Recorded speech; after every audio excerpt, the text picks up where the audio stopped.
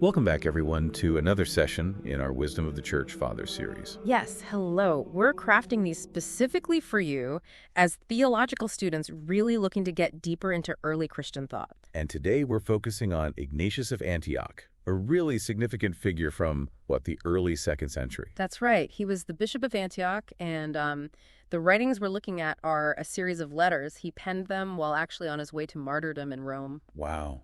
Around 110 A.D., was that? Yeah, around then, yes. So the source for today is his letter to the church in Magnesia, Magnesia on the Meander. And these excerpts we have, they really offer insights into, early church structure, the absolute importance of unity. And warnings, too, right? Yeah. Against different beliefs cropping up. Exactly. So our mission today, if you like, is to unpack these key themes from Ignatius's letter. Hopefully giving you valuable context and maybe some points for reflection in your own theological journey. And hey, if you find this helpful, do give us a like and subscribe down below. Click that notification bell, too, so you don't miss future explorations. Definitely. So maybe we should start with a bit more context on Ignatius himself and the Apostolic Fathers generally. Good idea. Why are they so significant in the tradition? Who were these figures? Well, the Apostolic Fathers, they're essentially this crucial link. They stand between the apostles themselves and the later development of Christian theology. So people who might have known the apostles or were taught by them directly. Exactly, or were heavily influenced by their teaching. And Ignatius, being Bishop of Antioch, a major Christian center back then, he's particularly key. And he wrote quite a few letters, didn't he? Not just to Magnesia. That's right. Letters to Ephesus, Smyrna, Rome, and others, plus one to Polycarp, the Bishop of Smyrna. But the context is stark. He's writing these while being transported to Rome for execution. Absolutely, around 110 AD. And knowing he's heading towards martyrdom, it gives his words this incredible urgency. It's not just theory for him. Not at all. He's conveying what he sees as absolutely essential truths right before making the ultimate sacrifice. It's quite profound. Okay, so let's turn to the letter to the Magnesians itself. Yeah. He starts with a salutation, some encouragement. What jumps out at you there? Well, first off, how he identifies himself, Theophorus. Meaning bearer of God. Yes, a powerful claim about his identity. And then right away, he praises the Magnesians for their exceeding good order of your love in the ways of God. So it's not all critique. He's starting positively. Right. It suggests he's affirming their faithfulness too. But even in chains, his mind is on the churches, their well-being. That focus on unity seems paramount, even from the start. It really is. He rejoices in their order, but longs for their continued unity. He talks about union of the flesh and of the spirit, which are Jesus Christ's. And union of faith and of love. And ultimately, union with Jesus and with the Father. For Ignatius, this isn't just nice sentiment. It's the core of Christian life. And he specifically names the people he met from Magnesia. Damas, Bassus, Apollonius, Zosian. Yes. Bishop Damas, the presbyters Bassus and Apollonius, and the deacon Zosian. Naming them reinforces the importance of, church leadership in keeping that unity. And he praises Zosian's submission to the bishop and presbytery. He does, which again underlines the hierarchical structure he sees as vital for stability and spiritual health. Which flows right into his next point about respecting that leadership. He tackles the issue of a young bishop, doesn't he? Yes, the potential for people to sort of look down on Bishop Damas, perhaps because of his youth. What's his argument against that? He insists that reverence isn't about the person's age, but should be given according to the power of God the Father. The authority comes from God, not just human factors. So the office itself holds the authority. That's the idea. He notes that even the holy presbyters, who were presumably older, respected Damas's wisdom because they recognized the ultimate source of authority was the Father of Jesus Christ, even to the bishop of all. So obedience to the visible bishop reflects something deeper. Exactly. He goes so far as to say that deceiving the visible bishop is like deceiving the invisible God who knows everything. That really raises the stakes on church order. It does, and he makes this distinction, between just being called Christians and actually living like Christians. And for him, unity with the bishop, participating lawfully, that's a key sign of authentic faith. Then at chapter 5, he presents this very stark choice, life and death.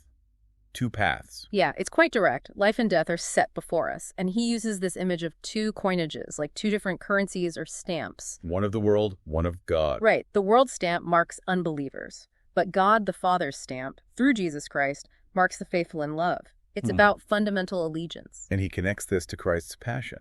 He does. He says, unless we willingly choose to die unto his passion, essentially embracing the cross, then his life can't truly be in us. It highlights that sacrificial element of discipleship. Which seems to lead naturally into his big call for unity and concord again in chapters 6 and 7. Yes, he circles back strongly. Having seen their representatives, he urges them, be zealous to do all things in godly concord. And he lays out that structure again. He does, but explains why.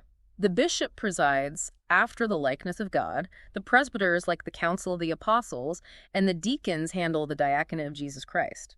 It's a structure for concord. Not just hierarchy for hierarchy's sake. Precisely. It's about achieving godly harmony. He urges mutual reverence, loving one another in Christ, looking past earthly status. And the danger of not being united with the leadership. He's very clear. Nothing should divide them. Staying close to the bishop and presbyters is a model and a lesson of incorruptibility. He uses an analogy too, doesn't he? With Christ and the Father. A powerful one. Just as the Lord did nothing without the Father, and the apostles acted in unity with Christ, so the community shouldn't act independently of the bishop and presbyters. And common prayer is part of maintaining that. Essential. Common prayer, common supplication, one mind, one hope in Christ. These are the practical ways unity is lived out. Then the tone shifts a bit. He starts warning them about strange doctrines. Yes, chapters 8 to 10. He's worried they might be seduced by strange doctrines, nor by antiquated fables, which are profitless. And specifically this pull towards Judaism. That seems to be a key concern. Living after the manner of Judaism, he argues, actually means rejecting the grace that came through Christ. Even the prophets, he says, anticipated Christ. Right. He points out that the prophets themselves lived after Christ Jesus in spirit and were persecuted for it. For Ignatius, Christianity isn't an extension of Judaism in that sense. It's the fulfillment that changes things fundamentally. How does he put that? He affirms one God who manifested himself through Jesus Christ, his Son, who is the word that proceeded from silence. It's a profound theological statement. And he contrasts the Sabbath with the Lord's Day. Explicitly. The shift is crucial.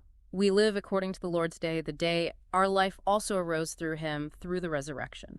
Belief itself is a kind of mystery born from Christ's death. That's how he frames it.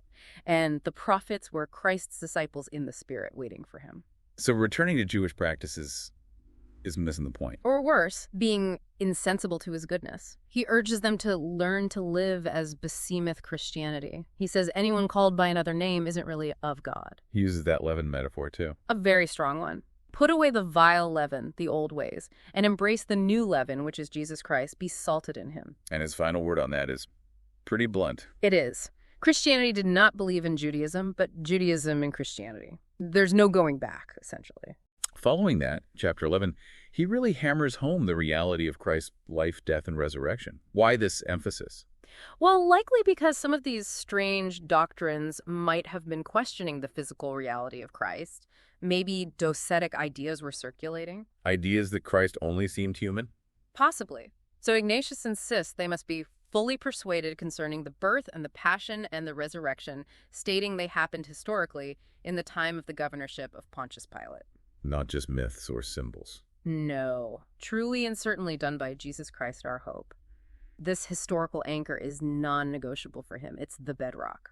Then as he wraps up, chapters 12 to 15, there's a sense of humility alongside the encouragement. Yes, despite his strong instructions, he expresses his desire for their joy and acknowledges his own unworthiness, even mentioning his bonds. And he commends their humility too. He does. Ye are not puffed up, for ye have Jesus Christ in yourselves. And he shares that insight. Praise makes the truly righteous person more aware of their own flaws. It is. He then circles back, urging diligence in following the ordinances of the Lord and the apostles, always stressing that unity with the bishop, presbytery, and deacons is key for their spiritual and, well, even their physical or communal flourishing. Obedience again, mirroring Christ and the apostles. The same pattern. Obedience to the bishop, to one another, just as Christ obeyed the Father and the apostles obeyed Christ and the Father. It's all ordered towards union. And he asks for their prayers. He does, for himself and for the church back in Syria, feeling unworthy to represent them. It's quite touching. Then greetings from other churches and a final blessing. Greetings from the Ephesians, from Polycarp. And his final wish is for their godly, conquered, and steadfast spirit, which is Jesus Christ. It brings it all back to Christ. Well, we hope this exploration of Ignatius's letter to the Magnesians, part of our Wisdom of the Church Fathers series, has given you some valuable insights. Insights into how the early church understood unity, leadership, and the real dangers of straying from those core Christian beliefs. As you continue your studies, maybe reflect on the challenges Ignatius and his contemporaries faced. How might his focus on sound doctrine and respecting leadership speak to us today? Yeah, what principles endure from his passionate call for unity? Are there parallels? What really resonates with you from Ignatius's words, his concerns about false teaching, the absolute necessity of unity? How might those be relevant now? Lots to think about. Definitely. And if you did find this valuable, please do hit that like button and subscribe to the channel for more in the Wisdom of the Church Fathers series. Don't forget the notification bell. And please, share your own thoughts and reflections in the comments section below. We genuinely love hearing from you and engaging in the conversation. Until next time, keep reflecting.